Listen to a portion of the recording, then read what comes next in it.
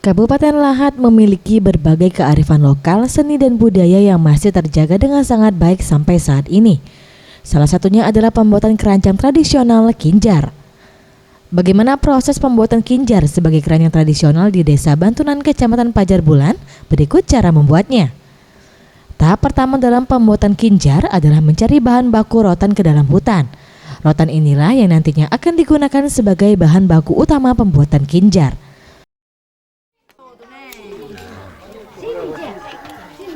Jangan kamu tuh, jangan kaku ibarat.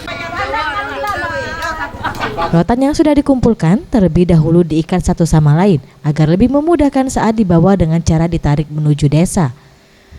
Sesampainya di desa, rotan langsung dipotong sesuai dengan ukuran Kinjar yang akan dibuat. Kemudian dibelah menjadi beberapa bagian. Sebelum dianyam, rotan terlebih dahulu dibersihkan dengan cara diraut. Kemudian diasap agar sisa-sisa rautan dapat benar-benar bersih. Terakhir, rotan yang telah bersih dapat dijemur agar cepat kering.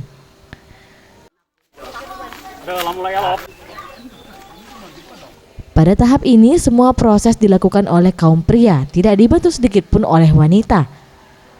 Setelah rotan yang dijemur sudah kering, barulah tugas wanita melakukan penganyaman bentuk rotan menjadi Kinjar tradisional. Mulai dari pembentukan tulang atau rangka Kinjar, pemberian alas yang dapat menopang Kinjar untuk dapat tegak, sampai pembuatan bentuk telinga Kinjar sebagai tempat pengait tali. Setiap harinya penduduk setempat mampu membuat satu buah Kinjar per orang. Sinilah. Sinilah, ada nggak sini? Kinjar berukuran besar dijual seharga Rp40.000. Sedangkan Kinjar berukuran sedang dijual seharga Rp30.000. Salah seorang pengrajin, Rohan, menuturkan keahlian warga desa Bantunan dalam membuat Kinjar merupakan keahlian yang diwariskan secara turun-temurun dari nenek moyang mereka.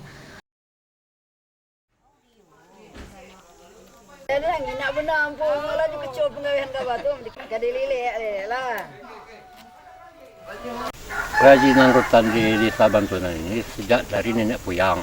Jadi turun-menurun dengan kami, anak cucunya.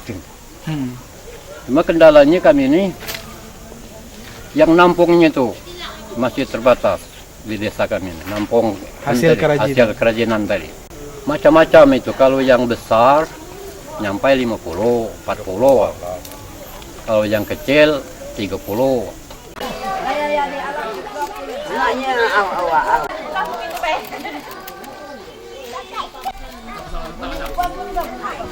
Ia menambahkan kendala yang mereka alami dalam melestarikan kerajinan ini adalah sulitnya memasarkan hasil produksi kerajinan mereka.